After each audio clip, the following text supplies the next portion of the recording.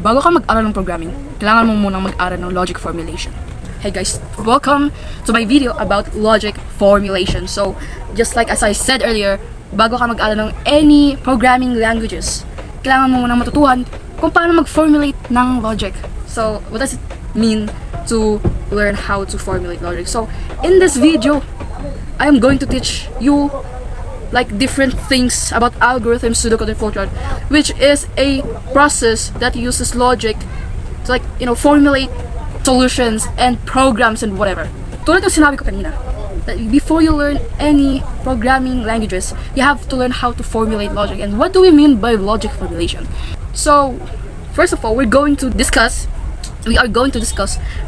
program logic formulation. Later on, we will tackle what are the things that you can do. Okay? Logic formulation, it's about forming the logic, creating things. And in order to do that, okay, you have to study what we call algorithm, pseudocode, and flowchart, which is essential tools for programming. Okay, so next we are going to identify and explain each step involved in the programming cycle. So ang programming cycle, ito yung thought process ng mga developer kapag gumagawa sila ng mga programmer systems, no? Ito yung mga na-experience nila, yung mga kung ano yung problem and kung anong klaseng solution na come up nila, and so on and so forth, and why is it a cycle anyway. And then next we're going to explain the use of algorithms. So later on we will tackle that as well. Determine the procedure of pseudocode, recognize the use of each flowchart symbols, and illustrate and design flowchart. So yung algorithm, pseudocode, and flowchart, these are tools for logic formulation. Next, so this is the learning flow. So first we're going to learn about computer program, and then IPO model, programming cycle, and the three algorithms, circuit, and flowchart. Okay, so first, what is computer program? Before you learn any programming languages, you have probably encountered a computer or any devices, right? And so when you use a computer, there is a program inside it. And but what is a computer program? So computer program is a sequence of instructions written to perform a specified task for a computer. So yung example nyo, yung mga applications or system na makikita nyo sa inyong computer devices. So for example, yung messenger, that is a computer program because it is that program right there, it is doing any sort of task, for example, just talking to your friends. Meron dyang mga system na nakakalikod dyan ng mga apps. So a computer program is a sequence of instructions written to perform a specified task for a computer. So diba, you are learning to become a programmer, you're learning different programming languages, and nagtatype ka din dyan ng mga code and stuff. So yung code na yun, that is computer program. Okay? You're typing stuff right here and there, and nagtatype ka specific ng mga instructions na gagawin ng computer, i-execute ng computer, tapos magkakaroon yung parang output, which is yung gusto mo in the first place, diba? So, ayun ang computer program. And ang computer program is ayun din yung mga applications or system softwares na nasa loob ng inyong computer, which is its function is do any sort of task na gusto na mangyari nung user o ng developer. So ang computer programs, meron yung pina-follow na tinatawag nating IPO model, which means input, process, and output model, which is a widely used approach in software engineering that is used for describing a process. So what is IPO model? So di ba napansin nyo computer, right? Meron yung input, meron yung process, meron yung output. Di ba napapansin nyo yung basic components of computer? Meron yung input device, meron yung storage devices, and output devices. So nandun pa lang sa basic components of computer is makikita mo na yung pangalan ng IPO model. Good, right? So what you're doing right here is the input, it's always interacting with the user, di ba? So the user mag-i-input sila ng mga kahit anong bagay of some sort. And then the computer, yung iba't ibang parts of the computer, like the CPU or the graphic cards or the RAM or whatever, they will process the input that the user inputted. And then yung output is lalabas doon sa monitor or sa speaker, any sort of output devices. And that is why computer follows the IPO model. Kapag tingnan mo sa mga computer programs, obviously meron din yung IPO model. Pag-input ka lang ganyan, pa-process yan ng code, gamit yung mga formulas, and magkakaroon yan ng output. So, what does it look like para sa isang computer program? So, for example dito, pag multiply tayo ng 2 numbers, magagawa ng kaganyan. Example lang to So, pag-input tayo ng 2 numbers, right? Mag-input ka 2 numbers, kumari 5 and 2. So, and the next one, sa next step is multiply, which is the process. You're going to multiply 5 and 2. And what is the answer to 5 and 2? That is going to be the output, which is the product. 5 times 2 equals 10. That is the product. 10. That is the output. And we're done. That is the IPO model. Now we have another example, kind of a real life example ng IPO model. So, for example, pag-print ka sa isang Photoshop, right? Pag-print ka ng like yung answer sheet sa CC102. And yung ginagawa nyo pagpaprint, may pina-follow yan ng IPO model. So, ang input natin dyan is yung file na gusto mong i-print. And then, yung process naman yan. Ang sunod naman nangyayari dyan is, isa-send mo, andyan na yung part na, like, isa-send mo na yung file doon sa magpiprint, tapos ipaprocess na lang nung nagpiprint. Yun, para ma-print na nila, like, ikakalikot-likot nila yun sa MS Word, and then, bigit lang nila yung print button, and boom! Na! Diba, balik na lang. And then yung output is obviously, the printed file, na nakalagay sa long bond paper. Ganun po ang IPO model for that example. And ang IPO model is applicable to everywhere in the world, even in your daily life. There is always an input, process, and output happening. Even kahit sa pagluluto mo yung input, process, and output, like the ingredients, that's the input. And yung process, which is yung pagluluto, and yung output is yung niluto mo.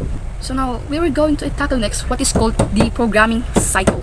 So ito, just like I said earlier, ang programming cycle, ito yung thought process ng mga developers kapag gumagawa sila ng program, right? So, sa programming cycle, meron yung apat na components. Ang una is yung problem definition. Ito na yung part na ina-identify yung problem, like kung ano ba yung problem, and stuff like that, kung ano ba yung gusto mong, anong klaseng program ba yung gusto mong gawin. And the next, what happens next after problem definition? You are going to analyze your problem. So, you are going to like identify what are the requirements that are needed, and also what could be the outcomes of what could be the outcome or the output of. And then the next one is the algorithm development. So ito like come up ka ng mga solutions to that problem using algorithm, pseudocode, or flowchart.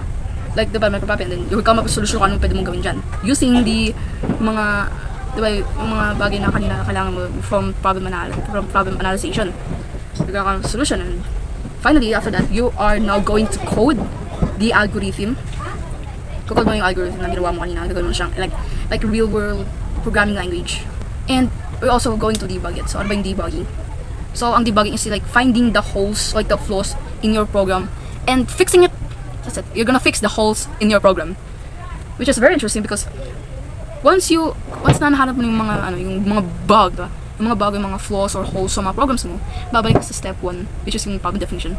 Ano ba yung problem? Yung holes, yung bug, diba? So ano mangyari next nung nakita mo yung bug? You're gonna do problem analysis. Okay, so ano bang meron sa bug na to? Okay, ganito ganyan.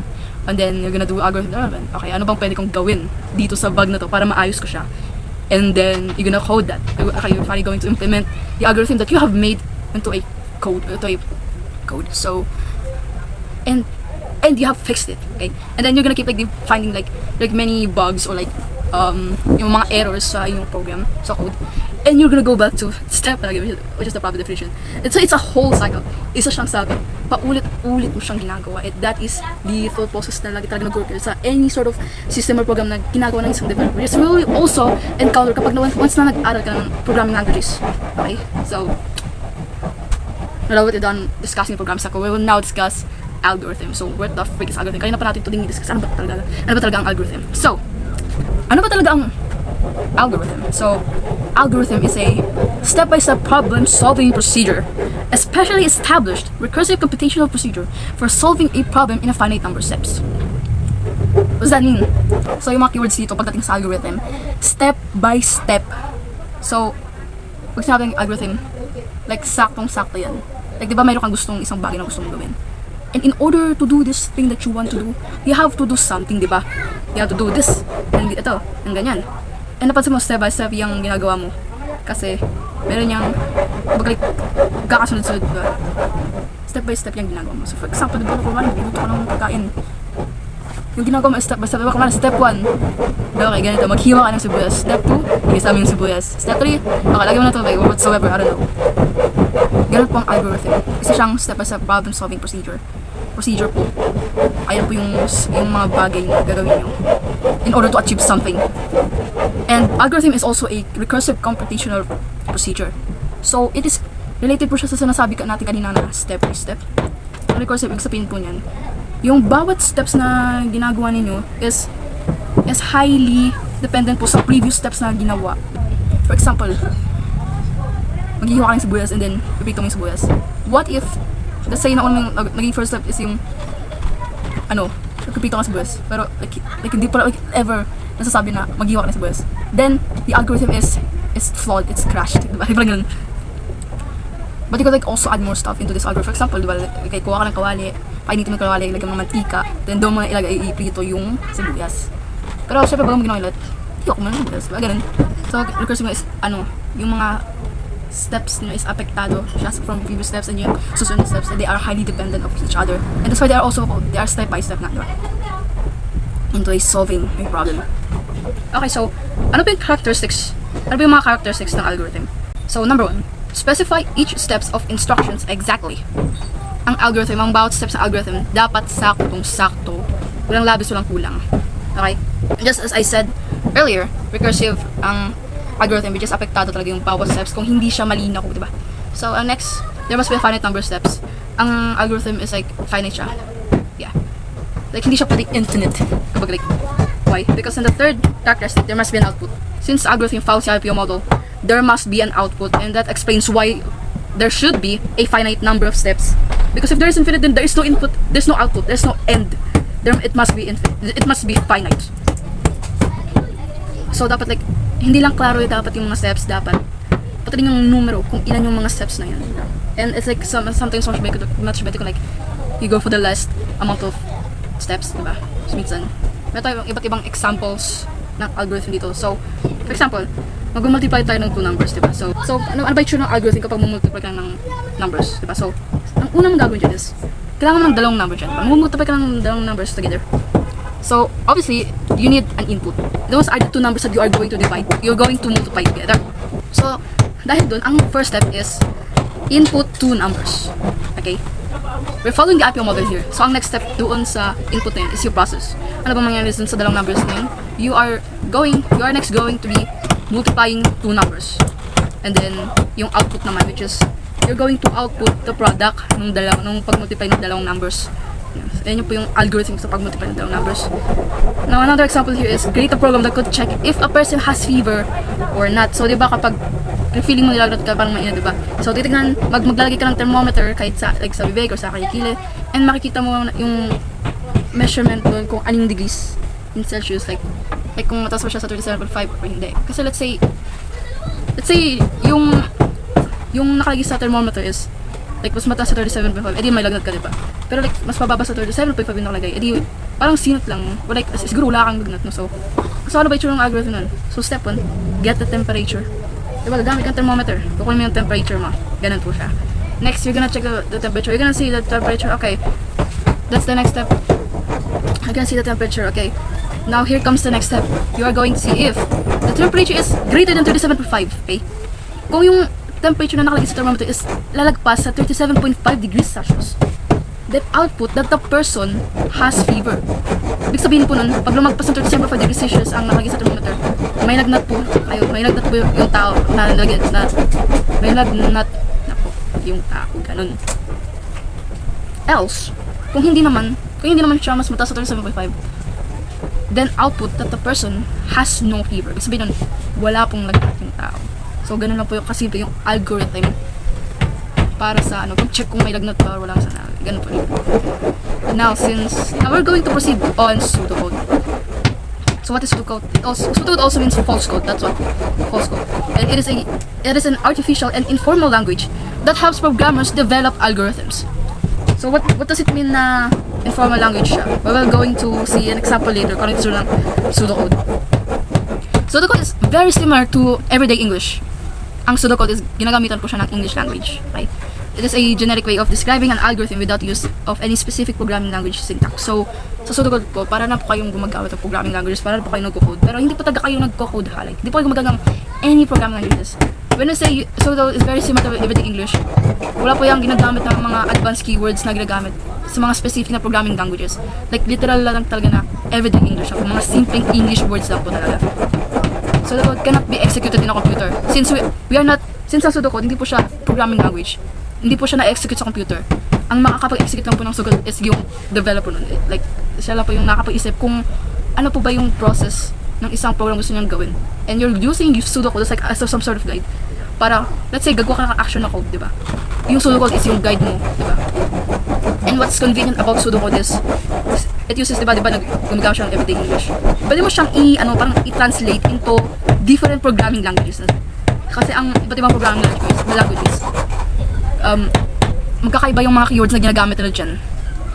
Or just, di ba, sa pseudo, like simple English. Sa iba't ibang programming languages, magkakaiba yung mga keywords na ginagamit, which is like, it's just diverse. Which is kind of like, so, pseudocode is like important if you like, that's why learning pseudocode before learning any programming language is essential kasi it allows you to how to think, how to actually create a code without bothering about the syntax. Like, di mo na kailangan like, kung tama ba yung mga keyword na ginagamit mo, hindi, whatever. Tsaka yung mga programming languages may mga symbols yan, may mga parentheses, curly braces, semicolon. Pero ang pseudocode wala po yung any symbols po. Like simple English words ang pagkakagay namin dyan. And pseudocode resembles real programming code and it's written at roughly the same level of detail. So what does it mean pag ganun? Well, we're going to have example of pseudocode right here. So we have here a real Java code versus pseudocode. So makikita po natin dito, isa po sa left side, an actual Java code po. And sa right side naman is ang pseudocode nun. So, itong dalawang code na po ito, they are doing the same thing po. Pero magkaiba lang po yung syntax o yung mga keywords na ginagamit. So, kung titignan po natin sa real Java code, meron yung public class, tapos may curly braces pa ganyan, tapos nakalagay public static void main string args, like ano ba meaning yan? Tapos may parentheses pa yan, may square brackets yan. Tapos nakalagay int num1 equals 5, tapos may semicolon. May mga iba't ibang may makikita mga iba't ibang symbols sa Java code na ito. Whereas kung i-compare naman natin sa pseudocode, okay? May nakalagay na start. Okay, simple English word yan. Okay, start indicate na nagsa-start yung pseudocode. Okay, set num1, num2 and product. Okay, input num1 and num2. Calculate product equals num1 times num2. Output product and end. So nakita nyo po sa pseudocode na yung gamit po ng syntax or language is super simple po.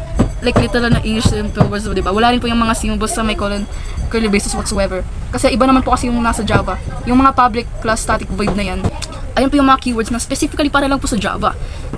So let's say mag-aaral po kayo ng ibang programming languages. Hindi po yung ibang programming languages, hindi po yung gagamit ng public class. Hindi po yung gagamit ng public static void and whatsoever. So now we'll tackle on variable. Ano bang variable? So variables are used to store values. So kung mapapansin nyo po dito sa ating example ng variable, meron po tayong num1 equals 5. So itong entirety po na ng num1 equals 5, ayan po ang variable. And variables is used to store values, diba? So sa variable na to, ang num1 equals 5, yung 5 po yung value. Yung num1 naman po, ayan po tinatawag natin identifier. Ito po yung pangalan ng variable natin. Kasi ang variable po, isa po siyang, like imagine po, isa po siyang lagayan. Okay? And then yung lagayan po, na yan, meron po siyang laman na 5. Okay? And then yung lagayan naman po, ano po pangalan ng lagayan na to? Num1. Ayan po yun. So, kung babalik po tayo sa example natin na real Java code versus pseudocode, may makikita po tayong mga variables dito, yung num1, num2, tsaka product. Tapos meron dito na sa real Java code, like may tayong int num1 equals 5, semicolon, int num2 equals 2, so on and so forth. So, ayun po yung pinaka-function ng variable, which is to store values. So isa po siyang lagayan or container ng values. So, we'll now proceed on different keywords na ginagamit sa paggawa ng pseudocode. So, first, we have the start. It means the start of your program. So, kanina po sa ating example na pseudocode, meron pong nakalagay start. Ibig sabihin po nun, nagsastart, doon po magsastart yung ating pseudocode. And the next naman is yung set, declare, or initialize. Yung mga keywords is used to declare or initialize variables. So, sa ating example, meron pong nakalagay doon na set, num1, num2, and product. So, so, ini-initialize natin or dinedeclare natin yung mga variable para malaman natin kung ano-ano yung mga variables na magagamit natin in the pseudocode or the program that we are going to make. So, kung titignan nyo po sa pseudocode na to, diba, yung num1 and num2 is nagamit po siya later on as an input. And then yung product naman po is nagamit po siya as a sort of calculation, diba? Kasi sa loob ng product, meron kang formula which is num1 times num2. So, ayun po. Dinedeclare natin ang variables para malaman natin kung ano po yung mga variables na gagamitin in the program. Nandiyan lahat ng variables, ipapakita dyan lahat ng variables na gagamitin mo. Next one is the input. So, it means the user types an input that will be used later on in the program. So, in the pseudocode, for example in here, so diba yung user mag-input siya ng number na yung multiply, which is num1 and num2. Yung num1 and num2, yung input, magagamit siya later on, which is sa calculate ba? So, calculate product equals num1 times num2. yung number na in-input ni user is nagamit later on, which is used to multiply the two together para makuha yung product, right? So ayun pa yung maglalagay siya ng data, gano'n. And so compute, calculate, process naman na keywords. It shows the calculation process in the program. So this is example natin ng pseudocode. Calculate. So ayun, pinapakita lang doon po yung calculation ng multiplication ng dalawang numbers. So magagamit po yung calculate, process, or compute kapag may mga formulas po kang gagamitin. So tulad po dito sa example, ang formula po natin dito is product equals num1 times num2. Ayun po yung process na kung saan nag-undergo yung variable kanina na ginamit, na nakaset, na naka-initialize, na inputted din ng data. Now, ang next na keyword is print, display, or output. It displays any type of data present in the program, like the input or the result of a computation. So, makita nyo po sa ating example pseudocode, meron pong nakalagay na output product.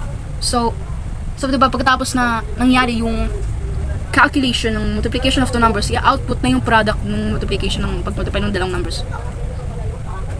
So basically, okay, so makikita na sa program mo na num1 times num2 is this product, ganun. Then the next one we have here is the end keyword, which is it just states that your pseudocode has ended, ganun. So doon sa example pseudocode, merong start. Kung merong start, merong end, diba? So in-indicate lang yun na doon po nag-end yung pseudocode. So ayun nga po, yeah. Now another example po ng pseudocode. So from our algorithm earlier about fever. So, ano ba yung ng pseudocode nun? So, first of all, sa pseudocode po, lagi pong magsisimula sa start. Okay? So, start. And then, you're gonna initialize or declare the variable. Set temperature. Ang variable po natin dyan is yung temperature. And then, nakabase po sa algorithm yung pseudocode natin. And then, mag-input po tayo ng temperature. Yun po yung equivalent to step 1 sa algorithm. Mag-input ng temperature. And then, anong gagawin sa temperature next? I-check yung temperature kung mas mataas mo sa 37.5 o hindi. So, nakalagay sa pseudocode, if temperature is greater than 37.5, then output person has fever. Ganyan po yung ginagamit. So, yung if po dito nakalagay dito is tinatawag po siyang conditional statement. So, ibig sabihin yun, meron po yung parang condition, like kung ganito ganyan, edi ganito. Kung hindi naman, edi ganito. Ganun po ibig sabihin ng conditional statement. So, in this case po, kung yung temperature is mas mataas or lalagpas ng 37.5, then output person has fever.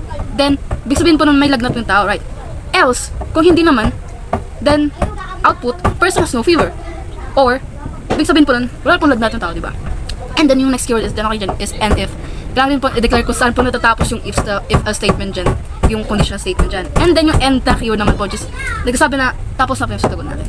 Ganun po ang pseudocode. Now, another example naman po ng pseudocode here is, okay, create an algorithm and pseudocode that shows the corresponding remark of a general average grade. So diba sa school po, diba, nagbibigyan na po ng card, may makita po ng mga grade. Now, yung general average po, it's just yung grade mo from first quarter to fourth quarter, naka-average yan. Titingnan mo kung pasok ka ba sa with honors, ganyan. So, pag 100 to, kapag nasa between 100 to 98 yung grade mo, with highest honor. Pag between 97 to 95 naman, with high honor. Pag 90 na 94 naman, pag 90 to 94 naman, with honor. Pag 89 to 75 naman, pasado. Pero pag mas mababa sa 75, bagsak. So, ang algorithm po, ganito pa yung tsura niyan. Right? Number 1, input a grade. Kaya kailangan dyan na grade. And then, the next is i-check mo yung grade. Now, yung grade ba? Nasa between 98 to 100 yan. Kung nasa 98 to 100 yan, then output with highest honor. If not, then yung grade ba? Between 95 to 97. Kung oo, output with high honor. Okay, kung hindi naman. If not, then yung grade ba is between 90 to 94. Kung oo, okay, then output with honor. Okay, kung hindi pa rin 90 to 94, baka 75 to 89 yung grade niya. Then kung 75 to 89 yung grade niya, then pasado siya. Else, kung hindi naman, then bagsak siya. Ibig sabihin nun, wala nang any other choices kundi bagsak. So, ang equivalent pseudocode pa naman po nun is we're gonna apply start keyword and then set a grade. Now, walang input Okay, meron pa dapat input dyan. Input grade po, okay? Now, check naman ko kung yung grade is between 98 to 100. So, just like our algorithm, tulad lang ng algorithm natin kanina, parehas lang po siya, diba? Kung between 98 to 100 po, then output with highest honor. Else, if, kung yung grade natin is between 95 to 97, output with high honor. Kung hindi naman, or else if, kung grade naman is between 90 to 94, then with honor. Kung hindi pa rin, else, if kung grade naman is between 75 to 89, then output passed. Else, no choice, fail ka na. And if, and then end.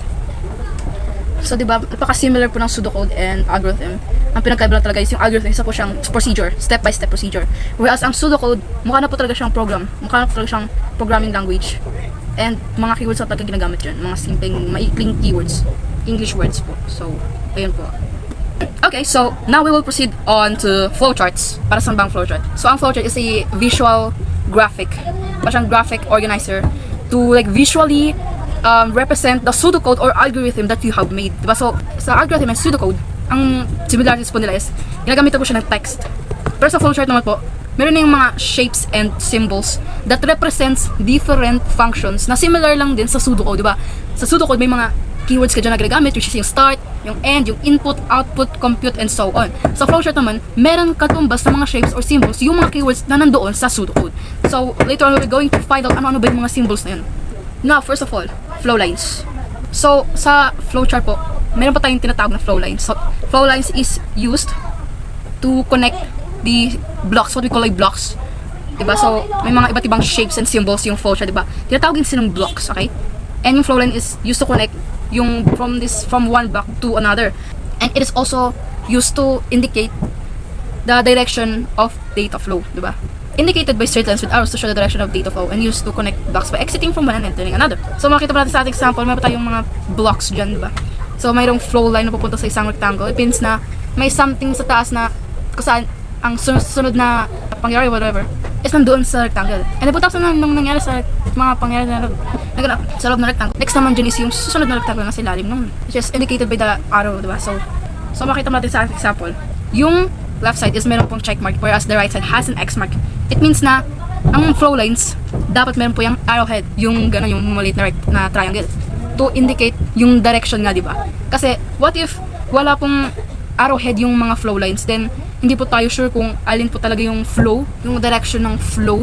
Because what if yung flow chart sa right side is yung flow lines is paano pa-upwards pala, hindi lang natin alam kasi hindi siya naka-drawing, diba?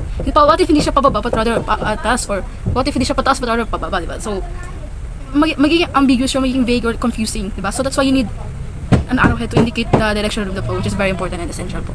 The next one here is we have the terminal blocks. So just like in pseudocode, lagi po rin nag-start and magtatapos sa end. Sa flowchart, meron po yung terminal blocks, which is meron din po nag-indicate po na indicate na mag-start po doon sa terminal blocks yung flowchart, and doon din po siya mag-end. So, ang terminal blocks, meron po silang specific na shape na ginagamit, which is ovals or rounded rectangles. So, yung rounded rectangles, ito po yung rectangles na rounded po talaga yung corners nila. So, yung itsura is ganyan. It is nandito sa ating PowerPoint. So for terminal blocks, ovals or rounded rectangles are used to indicate the start and end of the program. A start has no flow lines entering it and only one exiting from it. So, makita natin sa ating example. Since, di ba yung terminal block na start is nag-indicate yung start, natural lang na meron pong arrow na lalabas dyan, which indicates that start and kung ano yung magiging susunod na process or step. And yung end naman is meron po siyang one file entering it but none exiting it. Kasi yun po nag-indicate po siya ng end. So, ibig sabihin nun, yung flowchart mo na, diba ito ganyan. And then, end. Indicate po siya na end po talaga. na end po talaga ng program. The next one is initialization block. So sa pseudocode, di ba meron po tayong tinatawag na declaration of variables, diba? Ginagamit mo dyan yung set, initialize, or declare keywords para mag-declare or initialize ng variables. Sa flowchart, yung ginagamit dyan na shape is heptagon. And then nakalagay dyan sa loob ng heptagon is yung mga variables na gagamitin mo. Okay, next. Process block. So sa process block, ang shape na ginagamit dyan is rectangle to indicate na meron calculations na nangyayari doon sa process block na yan. And so, kanina sa example na pseudocode, diba meron itong compute, calculate, or process na keyword. So, ang equivalent nun sa flowchart is yung process block. So, diba, sa pseudocode, yung compute or calculate or process, nakalagay doon yung mga formulas and stuff na saan ginagamit doon yung mga data na present doon sa code, and they are put into process. Sa flowchart, nandun po sa rectangle na yan. Nandun nakalagay po sa rectangle na yan. Okay, and process block has one entrance and one exit. Since isa siyang process block, nasa kalagitnaan niya ng like between input and output, diba, sa IPO model, nasa gitna yung process. So natural na meron kang flow line na papasok sa process block and palabas ng process block. The next one here is input or output block. So, ang ginagamit dyan na shape is parallelogram, which indicates input and output operations. So, just like in pseudocode, meron pa tayong input and output. So, kapag gagamit pa tayong input and output block sa flowchart, lalagyan po lagi natin ng labels to indicate kung input ba siya or output. Or like, lagi pa siya lagyan ng labels to indicate kung ang pangyayari ba na ito is input ba or output. So just like the given example in here, meron tayong input num1 and num2, and then another one, just output the product, which is something similar the pseudocode kanina, diba? An IO or input or output block has one entrance and only one exit. Similar po siya sa process block. Mayroon pong flow line na papasok and flow line na palabas from 6 on-page or off-page connectors. So, itong on-page or off-page connectors, ginagamit po sila if like, let's say, masyado nang madami yung shapes ng flowchart na ginagawa mo, or masyado na siyang madami, malaki, na hindi na siya kasya doon sa papel, diba? So, you might need an extra space para makagawa ka pa ng mas madaming flowchart. So, ang ginagamit dyan pa po papasok ang on-page and off-page connector. So, sa on-page connectors, circle ang gamit dyan, okay? Whereas sa off-page, upside down pentagon. So, para ba sila ginagamit, okay? Ang on-page connector, which uses circle ba? It used to connect flowcharts on page. Which is like, for example, meron ko isang... So, for example, I have this notebook right here, right? Nag-drawing ako dito ng flowchart. Meron akong... Ito. Nag-drawing ako ng flowchart dito banda.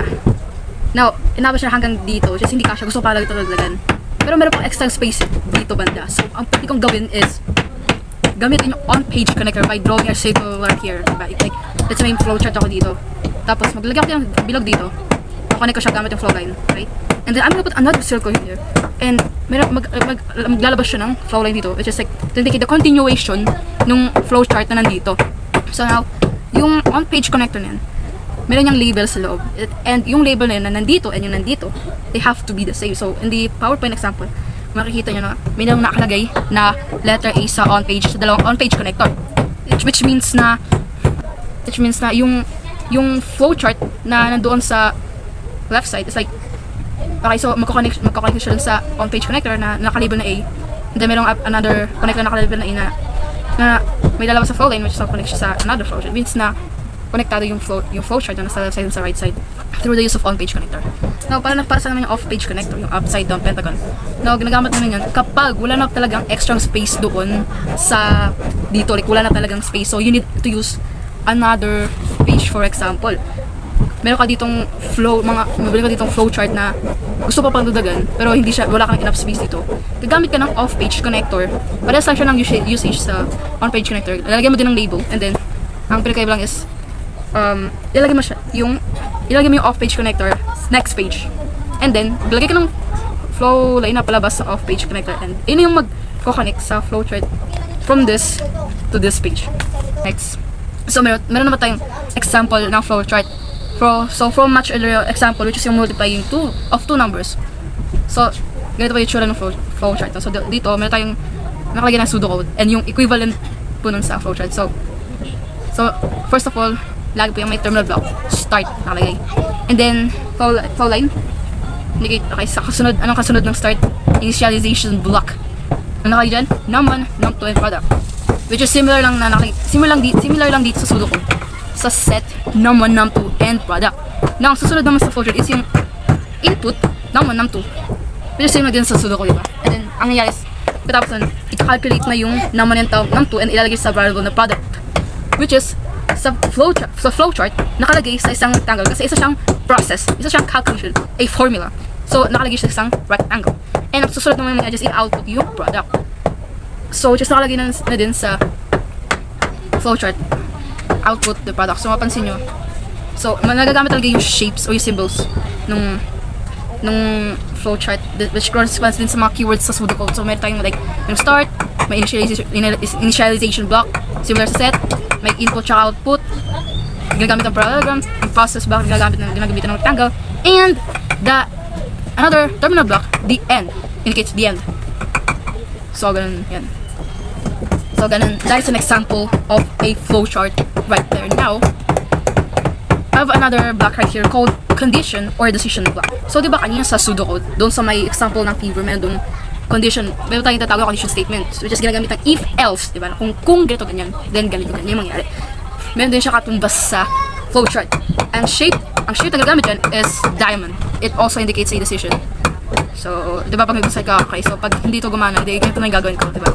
Kung ganito, edi ayun na lang. Pero kung hindi siya gumana, edi ganito na lang. So, ganun siya. Like, it's a condition, di ba? May condition. So, ang condition block, meron siyang isang entrance and exactly 2 exits. 2 exits. So, mapansin nyo sa example. Merong isang following na papasok, pero merong dalawang lumabas. So, merong dalawang following lumabas to account for the true and false answer, diba? Kasi, sa condition, either mangyayari yan or hindi. And yung, kung mangyayari yan, edi true. Pag hindi, edi false. Yes or no. 0, 1. Tinatawag po yung Boolean data type. So, pagdating sa mga condition, yung mga condition statements or blocks, ang laging output dyan is true or false. So, like for example, sa given na flowchart to, meron kang condition, kapag ganito, ganyan. Pag totoo, pag true yung then may action na mangyayari. That corresponds na true. Whereas kung false naman, or kung hindi, let's say, then meron pong action na nag-correspond naman sa false. So, may magbibigay naman tayo ng examples. So, sa condition, so, posible pong, like, let's say, diba, dalawa yung outcome kapag sa condition. Pwede yung isa lang dun sa outcome is magkakaroon ng action. And kung isa is wala. So, tulad lang ng example dito, right? Ayan. Like, posible po yan. And, pwedeng dalawa yan. And you can also have multiple decision blocks. So, diba, puro diamond. And, nangyayari yan dahil you want to be very specific sa mga condition na yan. Diba? So, example natin dyan is yung sa temperature kanina, diba? So, ikakatumbas natin siya sa pseudocode. So, na-time start, then, magsaset ka ng temperature variable. And then, ang next naman is input. Mag-input ka ng temperature. Now, yung input na yun, okay, i-check mo na siya, makukonect na siya sa condition block. Now, nakikita sa loob ng condition block, kung yung temperature ba is greater than 37.5. Now, meron po ditong nakalagay na, diba, is temperature greater than 37.5. Kung lagpas sa 37.5 yung temperature, then yes, output that person has fever. And then, maganda yung program. Pero let's say, hindi siya lumagpas sa 37.5. Then, nakalito siya sa another decision block. Doon naman sa decision block, ita-check ba kung yung temperature is kung less than ba siya ng 37.5. Kasi kung oo, then wala siyang lagnat. Pero let's say, hindi pa rin. It means na, okay, there's a possibility na, let's say for example, nakagawa ka ng action na code and may mga programming languages kasi na parang, like, medyo, like, sensitive, what would you say? You have to be real specific sa mga input nilalagay mo. Kasi let's say for example, sa variable na nag-aalaw lang ng mga numbers, okay? Like, numbers lang talaga yung input mo dyan. So, for example, nag-input ka dyan ng letter, which is not a number. Then, magkakaroon yun ng error. Which is an example right here in our example right here. Pag, let's say, yung user, for some reason, nag-input siya ng hindi number dun, ang may counter niya is yung output na invalid input. Since invalid input siya, bibigyan ko siya ng chance na mag-type ulit now. So, ang magiging itsura ng flowchart dyan is ganito. So, kasi nyo, yung output, invalid input, is nakakonect siya dun sa flow line na konektado doon sa input na temperature. So, it creates what we call a looping construct.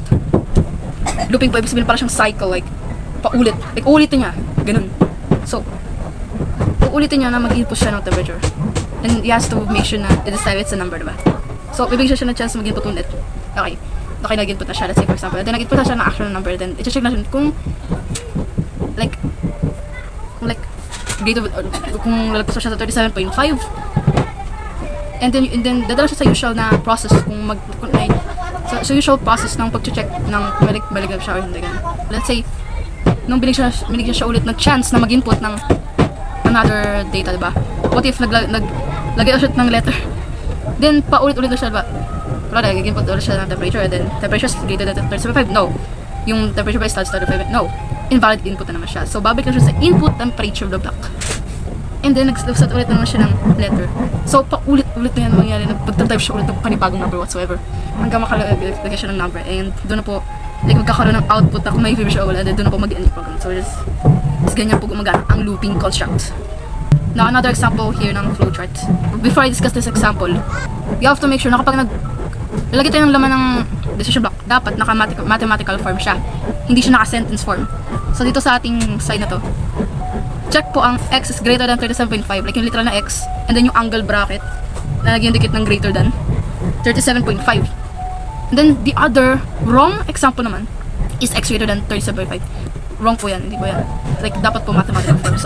So kung makita nyo po sa ating example dito, okay, so makita nyo like, yung grade is like greater than or equal to 98. Naka-math form po yan po sila, numbers, symbols, not in a sentence form. So, ito naman yung katumbas ng flowchart ng example natin kanina, which is yung sa grade. So as usual, magsisimula tayo lagi sa terminal block start, okay? And then, yung initialization block na may lamang grade variable. Now, yung user, ang mangyayari next, yung user mag-input siya ng grade. Now, yung grade, may pagdadaanan yan. So, una, i-check ba kung yung grade ba is mas mataas sa 98. Kasi kung mas mataas yan or equal, kung greater than or equal siya sa 98, then, ibig sabihin nun with ours, or and then doon na mag-end yung program. Now, let's say yung grade is not greater than or equal to 98. Ibig sabihin mas mababa pa siya sa 98. So, let's say mas mataas siya or equal siya sa 95. Then, ibig sabihin nun with I or siya, and then doon mag-end for program. And then, ano lang po siya, like, tuloy-tuloy lang siya. Like, let's say, di siya 95. Okay, check naman kung nahin siya. Like, kung greater lang, equal to 95. Kung if that is the case, then with 1R, and program. Kung hindi naman, then, okay, is it great? Mas mataas pa sa 75? Or equal ba? Kung mas mataas or equal sa 75, then, pasado. End the program. Pero kung hindi, then, ibig sabihin bagsak siya. And, so, ganito gumagana yung multiple decision blocks. It's